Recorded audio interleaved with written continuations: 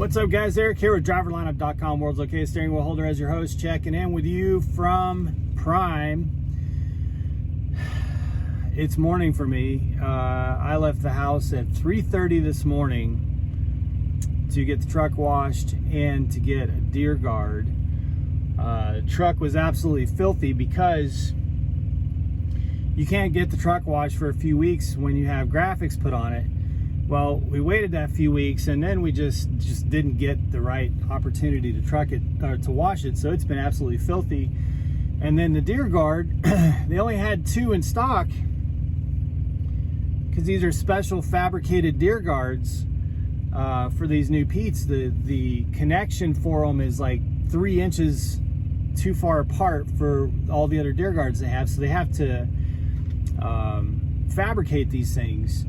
And I was lucky to get one today. And again, you know, they were this morning like, it's not really that big of a deal if you want to come back in a few weeks, if it's easier for you. And it's like, yeah, but I'm buying, this is my truck. I pay for my own insurance. And First Guard, which is our insurance provider, is saying that there's no deductible if you hit an animal if you have a deer guard. So it's a really big deal. I don't know why they keep telling me it's not really that big of a deal. You can roll without a deer guard. I know I can roll without a deer guard, but it's $1,000 deductible if I hit a deer. So anyway, I finally got it on. It's not one of the new ones, which is kind of a bummer. It's one of the old style deer guards, but whatever. I don't care. I just want one on there because there's deer freaking everywhere. Anyway, as the title suggests, I want to talk about fuel prices. I read a blog post the other day from some consumer road blog or something. I don't remember what it was, but this guy who's writing this post is basically, you know, he's like, we're going to talk about fuel prices. And he starts going off about, you know, how high gas prices are.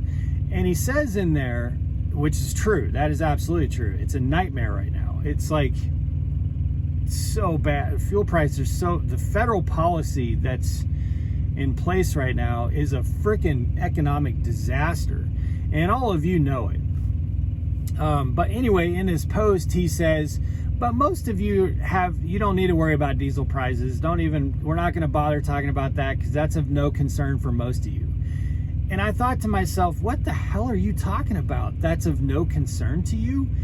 The assertion that diesel prices don't matter to those of you who don't drive a truck or don't have a diesel vehicle is absurdly naive to me.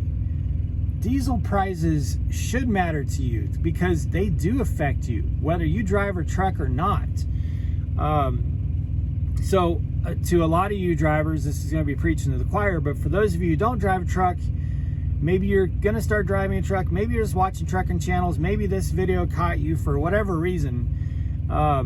Let me explain to you a little bit. Now, I can only speak for Prime because I've only ever pulled Prime freight. So I can't speak for any other company or be an independent, you know, hauling spot market or anything like that. But the way it works for us is when I get proposed a load, in that proposed load, it's going to show the line haul, which is what I get paid for hauling the freight from point A to point B. That's just the lump sum total amount. So let's say I was going, you know, 1,000 miles and the line haul is $1,500. I'm just giving you a number. I'm not using a real proposed load. Then that's what the customer is paying. Well, that's what my share of the line haul is.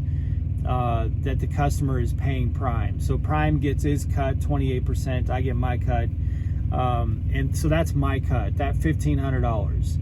That's what is paid. That's what I'm paid for just hauling the load.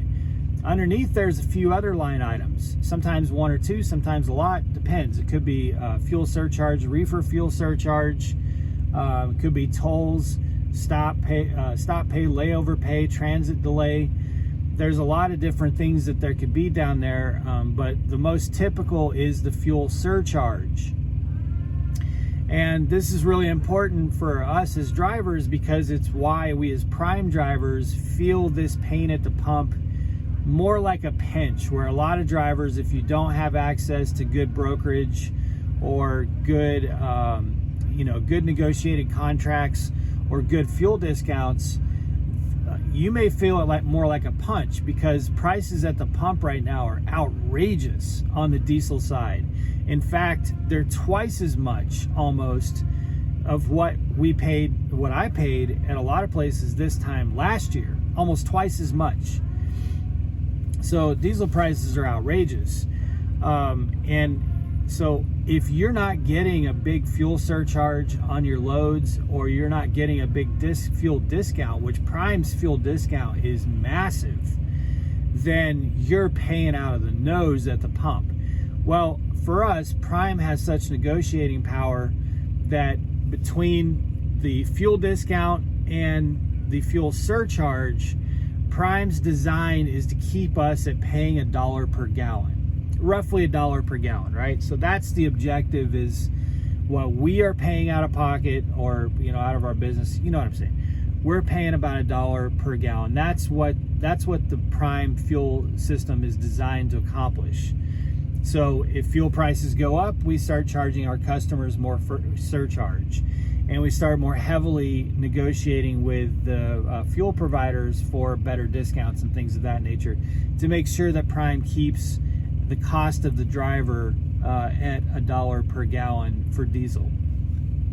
So that's why we feel it more like a pinch versus a lot of you who might feel it like a punch, because we just have that negotiating power. So our fuel costs are always going to, when it really comes down to it, now there may be a lot more cash flow coming into our LLCs, because we're being paid a lot more in the fuel surcharge. So there's a lot more 1099 income coming to us, but we're spending all that on fuel too. So that's not that's not really hitting us on the taxes. Anyway, so that surcharge, let's say on that 1,000-mile load that's paying $1,500 on the line haul, the surcharge for the fuel may be $300 or $400.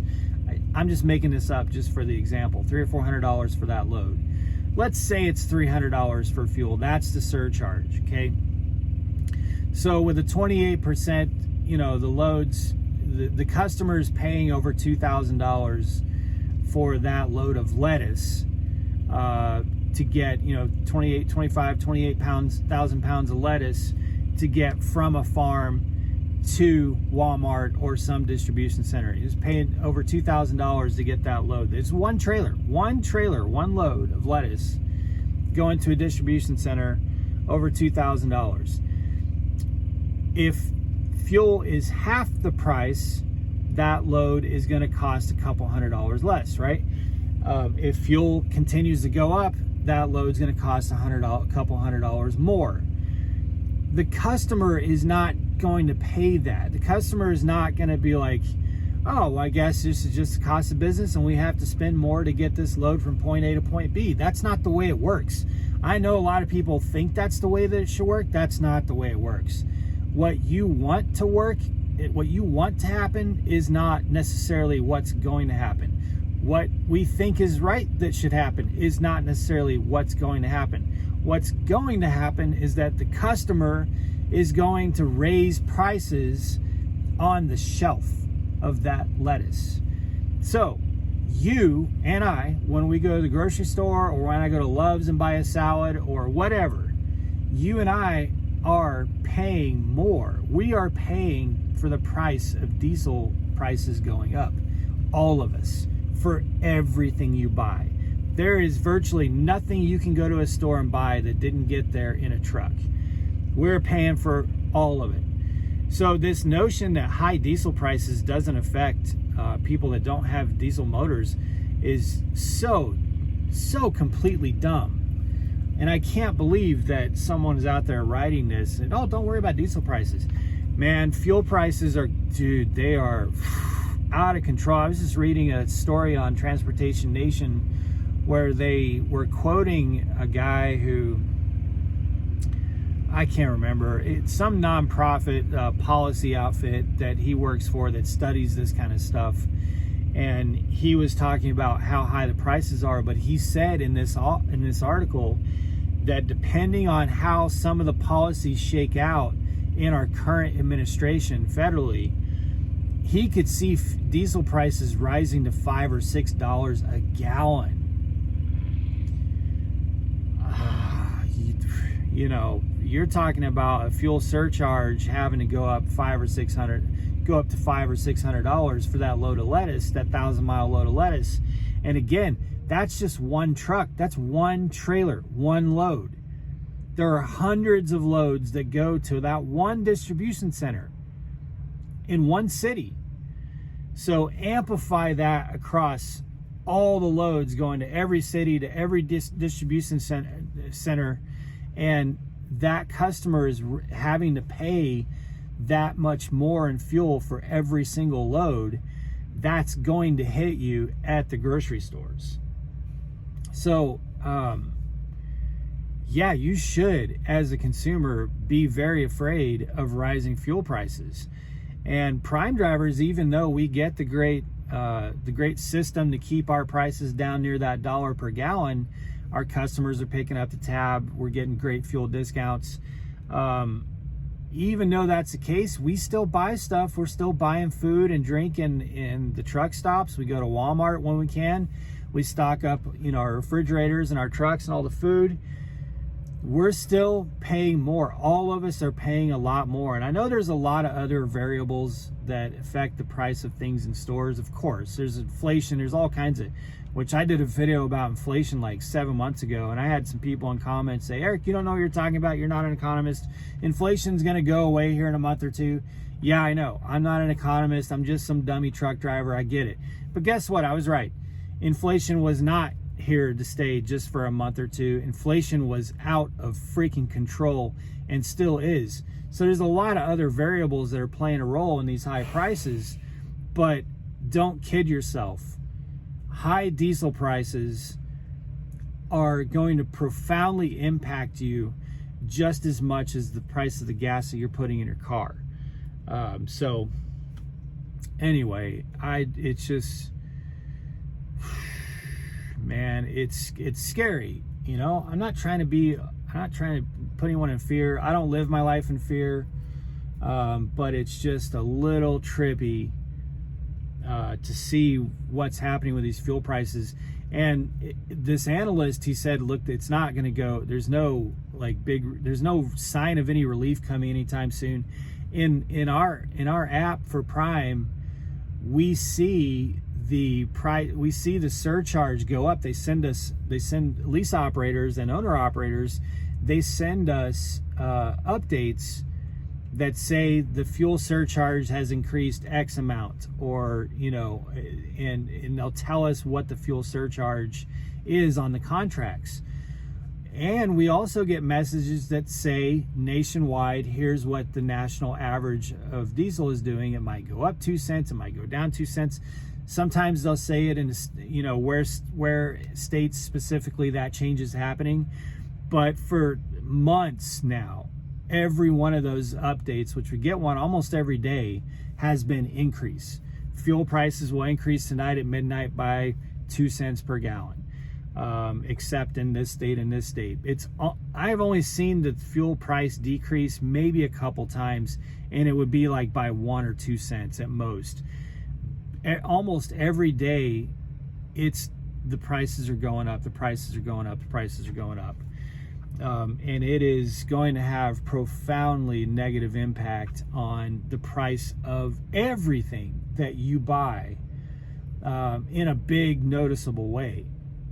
So, yeah, good times, you guys, good times. Anyway, I'm going to get in here to the safety meeting and then go back to the house and get Jenna. We got to head out on a load, get back rolling so that we can come back to Springfield in 2 weeks to get our Freightliner and get Brad and the second truck on the road. So anyway, guys, be safe, make good decisions, and as always, drive, thrive. I'll talk to you soon.